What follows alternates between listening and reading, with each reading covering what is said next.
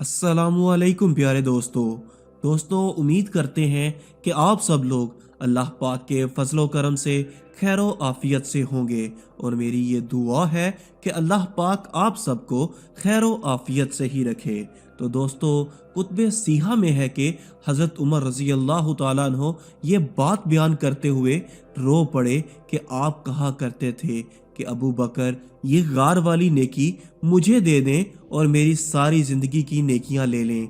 वो गार वाली नेकी जब मक्का मुकरमा के हालात बहुत कठिन हो गए और अल्लाह की तरफ से हिजरत का हुक्म आने वाला था, तो हज़रत अबू बकर सदीक रज़ी अल्लाह ताला अन्हो को हजूर नबी करीम सल्लल्लाहु अलैहि वसल्लम ने फरमाया कि ए अबू बकर, तैयार रहना, अमरे इलाही के आते ही हम इस शहर को छोड़ देंगे।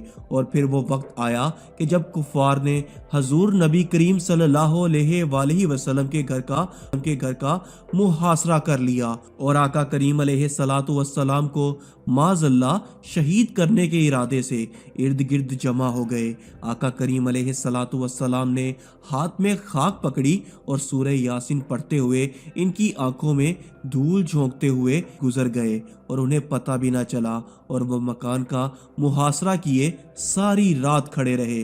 तो आका करीम अलैहिस्सलाम निकले और हज़रत अबू बकर सदीक रज़ी अल्लाह ताला अन्हो के घर तशरीफ़ ले गए। आप सल्लल्लाहु अलैहि वसल्लम दरवाजे को दस्तक देने लगे तो आवाज़ आई, हजूर मैं हाजिर हूँ। हज़रत अबू बकर सदीक रज़ी अल्लाह ताला अन्हो तैयार खड़े थे तो फरमाया, अबू बकर तुम तैयार हो? कहा, हजूर आपने कहा नहीं था कि तैयार रहना, कभी भी अल्लाह का हुक्म आ सकता है। तो मैं उस दिन से ही तैयारी कर रहा हूँ कि कब हजूर आए और जो फरमाए मैं वो ही करूँ। और फिर जनाब अबू बकर सदीक रज़ी अल्लाह अन्हो हजूर को लिए गारे सौर के करीब पहुँचे। फिर इस गार में जाने से कबल हजूर नबी करीम सल्लल्लाहु अलैहि वसल्लम को बाहर बैठने का कहा। अर्ज की, हजूर ज़रा मैं गार के अंदर के माहौल का जायज़ा ले लूँ। गार के अंदर उतरे, पहले इस गार को साफ किया, फिर देखा जगह जगह सुराख थे, तो अपना अमामा फाड़ के कमीज उतार के इसके टुकड़े टुकड़े करके सुराखों में कपड़े दे दिए।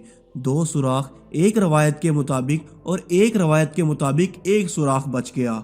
इसमें अपनी एड़ी रख दी और फिर आवाज़ दी, जाने आलम अंदर तशरीफ़ लाइए। तो आका करीम अलैहिस्सलातु वस्सलाम गार में चले गए तो सैयदना सदीक़ अकबर रज़ी अल्लाह ताला अन्हो ने अपनी गोद में आपका सर रखा और हजूर लेट गए।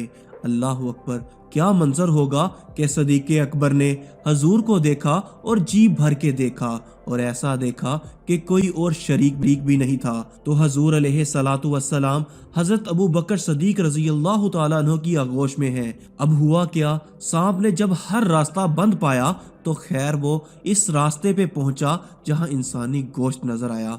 तो सांप ने डंग लगाया, जब जनाब अबू बकर ने पाँव न हटाया तो सांप ने फिर डंग लगाया।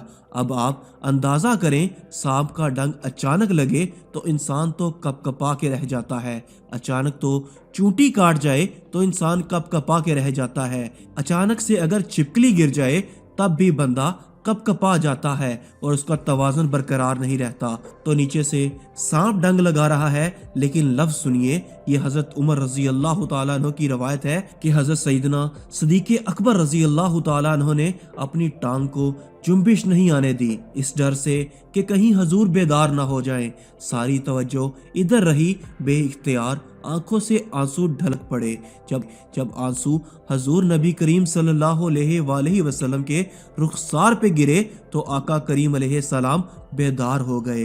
बेदार होते ही हजूर नबी करीम सल्लल्लाहु अलैहि वसल्लम ने कहा, अबू बकर क्या हुआ? इस मुकाम पर अगर कोई और शख्स होता तो फौरन कहता कि डसा गया, मैं डसा गया, मुझे सांप ने डस लिया। लेकिन हज़रत अबू बकर सदीक रज़ी अल्लाह ताला अन्हो की मोहब्बत पे कुर्बान जाऊं, कायनात में आपने ऐसा आशिक नहीं देखा होगा। सांप डंग पे डंग लगा रहा है और टांग शल हो गई है, जहर असर कर गया है। लेकिन इस पर हज़रत अबू बकर सदीक रज़ी अल्लाह ताला अन्हो ने जवाब दिया, حضور میری ماں بھی آپ کے قدموں پہ قربان، میرا باپ بھی آپ کی راہوں پہ نچھاور، مجھے سانپ نے ڈس لیا ہے۔ تو اس مشکل وقت کے اندر بھی ادب کا کرینہ نہیں چھوڑا۔